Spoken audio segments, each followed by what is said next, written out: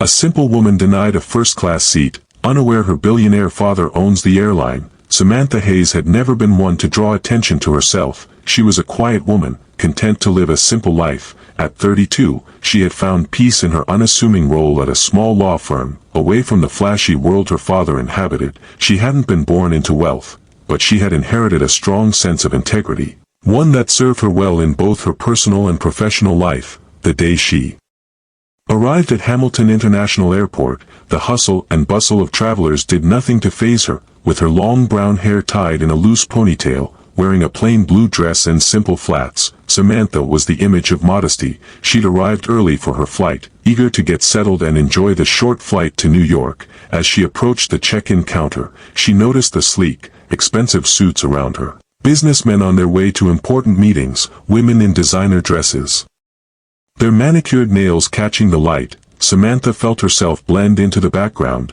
a mere speck among the glistening world of the privileged. When she reached the counter, the attendant, a young woman with blonde hair perfectly styled in a tight bun, barely looked up from her computer screen. Samantha handed over her ticket with a polite smile. "First class, please," she said. As she noticed the attendant scanning her appearance with mild disinterest, the attendant's eyes flicked over her attire, plain, unremarkable, and then she glanced at the ticket. "Sorry, ma'am, but there seems to be a mistake." The attendant's voice was curt. "This is the first-class line. You're in economy." Samantha blinked, her brow furrowing. She checked her ticket again, but the words, "first class," were clearly printed. "I'm sure there's been some sort of mix-up," she said, her voice calm, but now tinged with confusion. "This is the seat I booked." "I'm sorry," the attendant repeated, her tone growing more insistent, "but you're not dressed for first class. I'll have to check your ticket again." Samantha, bewildered, stood still as the attendant scanned her boarding pass once more. A few passengers behind her muttered impatiently as they shuffled in place. The attendant barely spared a glance at them before turning her cold gaze back to Samantha. "I'm afraid I'll need you to step aside," the attendant finally said. "You'll need to wait for verification before you can board." Samantha's face flushed as she stepped back. She didn't know whether it was the embarrassing situation or the subtle humiliation she could feel from the passengers around her. She had always been accustomed to subtle judgment, but not quite like this. She was too stunned to argue. In a matter of minutes, the airline staff moved her aside to allow other passengers to board. As she watched them settle into their plush first-class seats, Samantha's chest tightened with a quiet anger. She felt invisible, small, but what neither the attendant nor the others knew was that Samantha's father, Thomas Hayes, was the owner of the airline, the very same one that had just denied her a seat. The minutes dragged on as Samantha stood off to the side, watching the chaos around her unfold. She could hear the sharp voices of the attendants guiding passengers to their seats. The soft murmur of excitement from the first-class passengers filled her ears, but it felt like a world away from her own reality. It wasn't just the snickers from the passengers or the dismissive gestures from the staff that bothered her.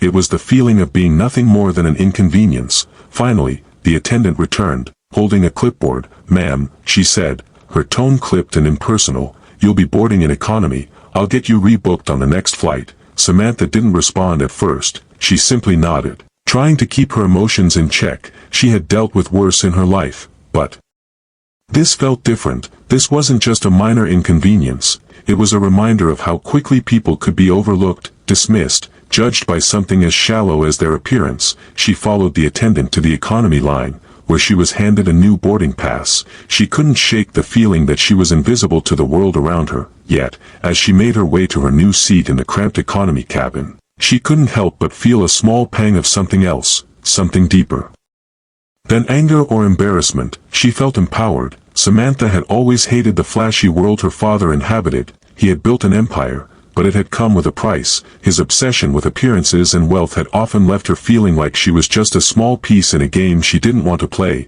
It wasn't until today, when she was treated like an outsider in a place where she had every right to be, that she realized just how out of touch the world of luxury really was. As the plane took off, Samantha gazed out the window, her thoughts drifting. She hadn't expected to feel this way, especially not about something as trivial as a plane seat, but the sting of rejection was undeniable, and the deeper she thought about it, the more she began to understand something her father had never quite gotten. Wealth didn't change who you were, it didn't make you better than anyone else, and certainly, It didn't mean you deserved more respect. The following morning, as the sun filtered through the large windows of her father's estate, Samantha stood in front of the grand mirror in her room. The same simple dress she had worn the day before hanging loosely on her body. She had always preferred simplicity to the designer labels and high-fashion suits that had surrounded her growing up. Her phone buzzed on the dresser, the message display catching her attention. It was from her assistant, Emily. The board meeting is set for 10 a.m.,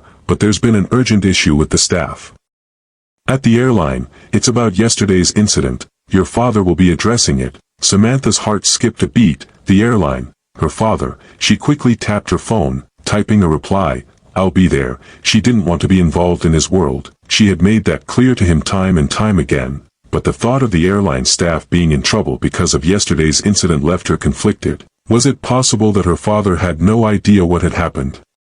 She had always known him to be a man who prized efficiency, but she couldn't fathom that he would overlook something so glaring. At 10 a.m., Samantha entered the sprawling boardroom of Hayes International Airlines. The room was filled with her father's colleagues, executives in sharp suits and crisp ties, discussing the company's latest financial results. Her father, Thomas Hayes, sat at the head of the table, his posture commanding, his expression calm and confident. As Samantha entered, the conversation fell silent. Her father's gaze flicked over to her, his eyes betraying nothing. Samantha, he said, his voice smooth and authoritative, please, join us. We were just discussing the staff's recent misstep. Samantha's gaze lingered on him, taking in his composed demeanor. He had always been the man of power, the one who made the decisions, who held everything together. He didn't look like someone who would fire people over a simple misunderstanding. Would you care to explain? Her father asked, turning toward the board members, though his attention never fully left her. Why the incident yesterday escalated to the point where we are now discussing the firing of employees.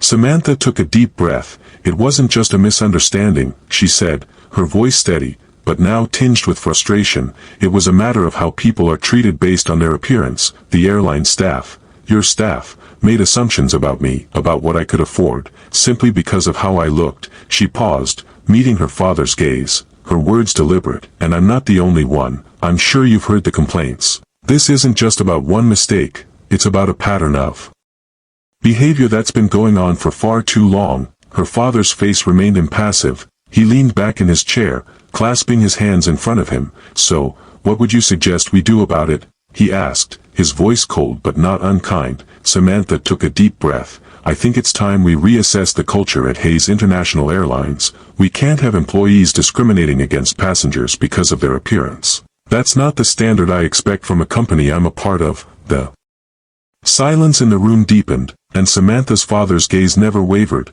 Finally, he nodded. I see, it's done then, he said calmly, his voice no longer laced with frustration, but with cold finality. That evening, Samantha received another message from Emily, this time with a few words that stopped her in her tracks. The entire staff at the airline has been let go. Your father fired them all. It's done. Samantha's heart pounded in her chest. It had all been so sudden. Her father, who had always been so calculated, had made a decision that no one had expected. The following day, as the news broke, Samantha's mind raced. Her father's actions would shake the very foundation of the airline. She wasn't sure if she agreed with how it had been handled, but there was no denying one thing. Her father had made a point. By the time the meeting came to a close, Samantha felt a weight lifted off her shoulders. She was no longer just a passenger in her father's world. She had taken a stand.